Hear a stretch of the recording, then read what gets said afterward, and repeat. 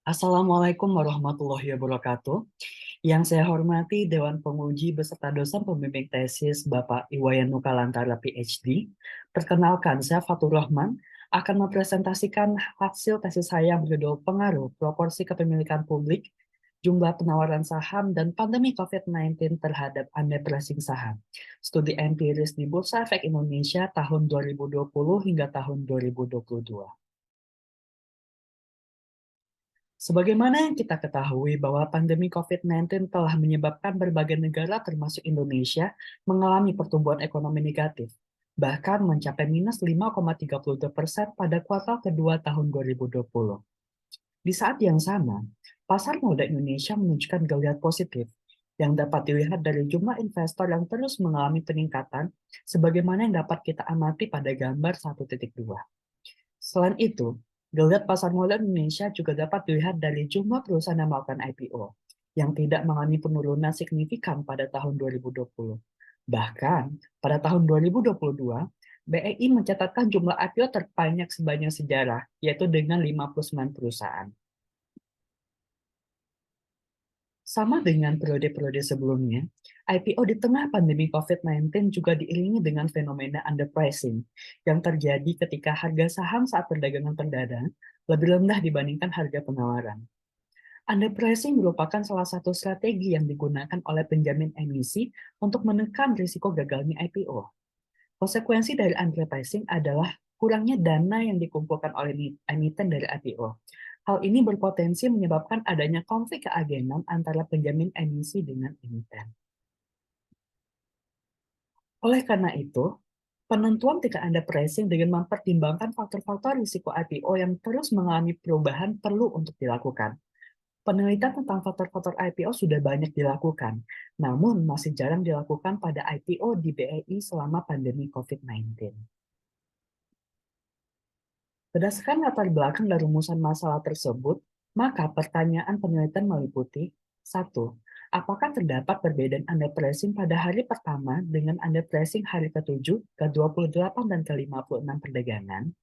Yang kedua, apakah proporsi kepemilikan publik berpengaruh positif terhadap underpricing? Yang ketiga, apakah jumlah penawaran saham saat IPO berpengaruh positif terhadap underpricing? Yang keempat, apakah tingkat kegentingan pandemi COVID-19 berpengaruh negatif terhadap underpricing? Sehingga, tujuan penelitian ini adalah sebagai berikut. Terdapat beberapa teori yang mendasari penelitian ini, yang meliputi teori tentang IPO, packing order theory yang menjelaskan preferensi sumber pendanaan perusahaan, dan efficient market theory yang menjelaskan bahwa underpricing merupakan karakteristik dari pasar yang tidak efisien. Selain itu, penelitian ini juga menggunakan adverse selection theory yang menjelaskan bahwa perbedaan informasi antara penjual dan pembeli menyebabkan pembeli meninggalkan pasar atau meminta harga yang lebih rendah. Agency theory yang menjelaskan bahwa perbedaan kepentingan antara agen dan prinsipal menyebabkan konflik keagenan, serta prospek teori yang menjelaskan kecenderungan profil risiko yang dimiliki oleh manusia ketika berhadapan dengan ketidakpastian.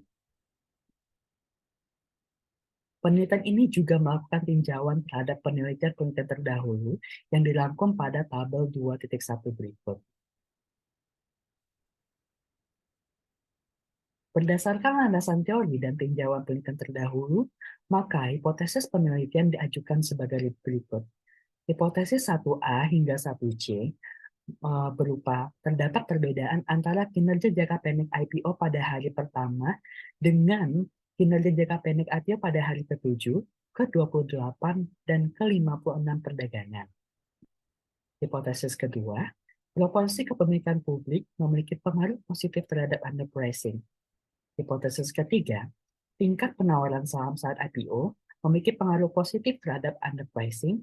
Dan hipotesis keempat, tingkat kegentingan pandemi COVID-19 memiliki pengaruh negatif terhadap underpricing. Sehingga, rangka penelitian ini adalah sebagai berikut. Penelitian ini dilakukan dengan menggunakan pendekatan kuantitatif causal explanatory. Populasi penelitian ini berupa seluruh perusahaan yang melakukan IPO di BEI tahun 2020 hingga tahun 2022 yang berjumlah 163 perusahaan. Pemilihan sampel dilakukan dengan menggunakan metode purposive sampling dengan kriteria perusahaan mengalami underpricing, tidak melakukan delisting selama periode observasi, serta memiliki data keuangan yang lengkap. Sehingga jumlah sampel pada penelitian ini berjumlah 139 perusahaan. Data penelitian ini menggunakan data sekunder yang dikumpulkan dari prospektus, Osiris, Thomson Reuters, Yahoo Finance, dan WHO. Berikut merupakan variabel-variabel yang digunakan pada penelitian ini. Analisis data pada penelitian ini menggunakan statistik deskriptif, uji asumsi klasik Gauss-Markov yang meliputi uji normalitas, uji multikolinearitas dan heteroskedastisitas, uji hipotesis dilakukan dengan menggunakan uji beda, serta analisis regresi dengan menggunakan metode OLS, OLS, Robust, dan regresi GLM dengan menggunakan model berikut. Kemudian, analisis regresi dievaluasi dengan menggunakan F-stat, adjusted R-square, dan log likelihood. Berikut merupakan statistik deskriptif dari variabel-variabel penelitian.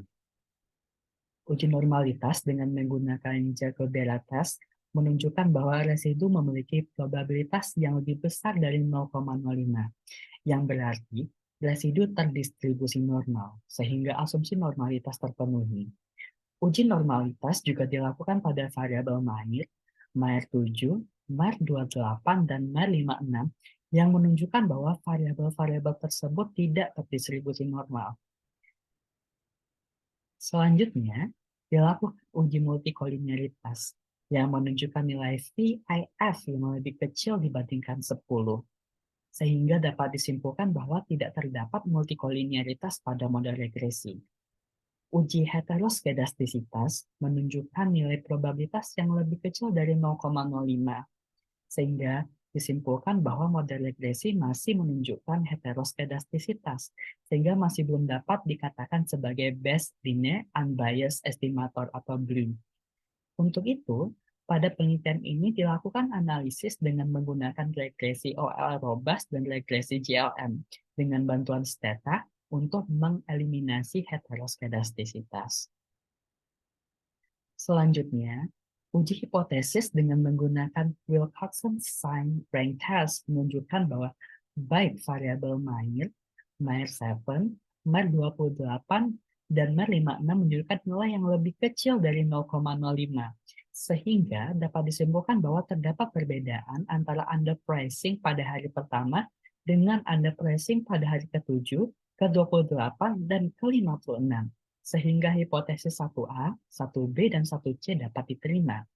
Perbedaan ini terjadi karena berbagai hal, seperti perubahan informasi, perubahan sentimen, aktivitas jual beli, maupun intervensi berupa stabilisasi harga.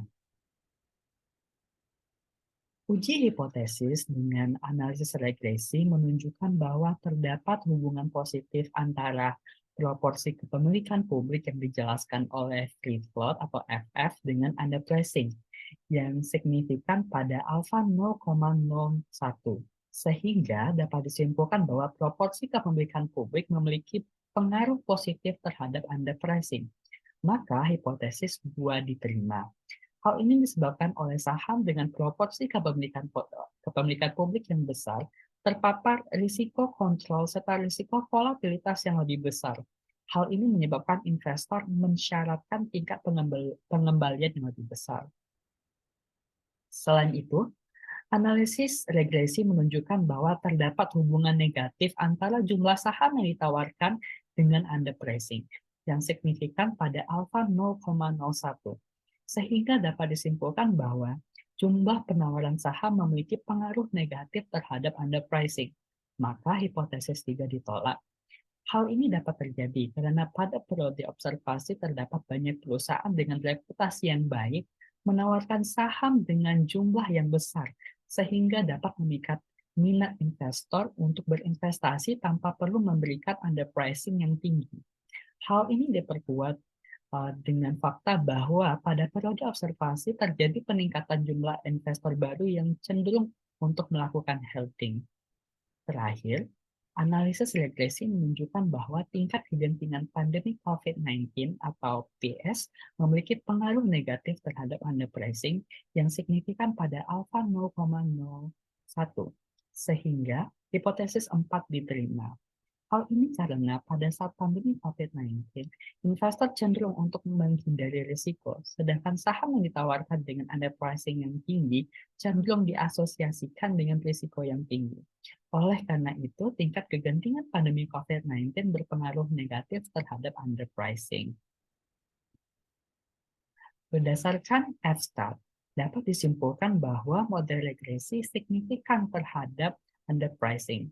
Indikator adjusted R-square menunjukkan nilai 0,17 yang menunjukkan bahwa variabel-variabel pada model regresi sudah dapat menjelaskan 17% dari variasi variabel dependent underpricing. Selain itu, model GNN memiliki nilai log likelihood sebesar 64,56. Berdasarkan hasil dan pembahasan yang sudah dipaparkan sebelumnya, maka dapat ditarik simpulan sebagai berikut.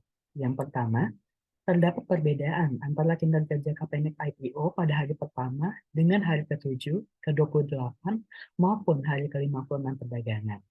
Yang kedua, proporsi kepemilikan publik yang diukur dengan free float memiliki pengaruh positif terhadap underpricing.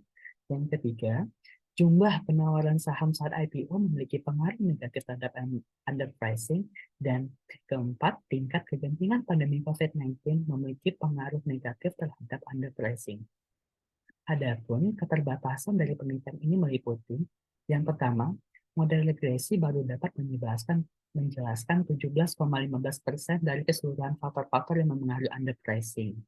Yang kedua, jumlah sampel pada penelitian ini terbatas pada perusahaan yang melakukan IPO di Bursa Efek Indonesia tahun 2020 hingga tahun 2022. Yang ketiga, pengukuran kinerja IPO pada penelitian ini terbatas dari hari pertama hingga hari ke-56 perdagangan. Lalu yang terakhir adalah pengukuran tingkat kegentingan pandemi COVID-19 hanya diukur berdasarkan jumlah kasus baru COVID-19 dan kematian yang disebabkan oleh COVID-19 dengan pembuatan yang sama. Adapun syarat yang dapat saya berikan untuk penelitian selanjutnya adalah yang pertama, untuk menambahkan faktor-faktor lain yang berpengaruh secara signifikan terhadap underpricing untuk memperkuat model regresi. Yang kedua, memperluas cakupan penelitian dengan melibatkan pasar modal lintas negara. Yang ketiga, menggunakan periode observasi lebih panjang. Dan yang terakhir adalah mengembangkan variabel pandemic severity dengan melibatkan faktor-faktor lain yang terkait. Sekian pemaparan tesis dari saya. Atas perhatiannya, saya mengucapkan terima kasih.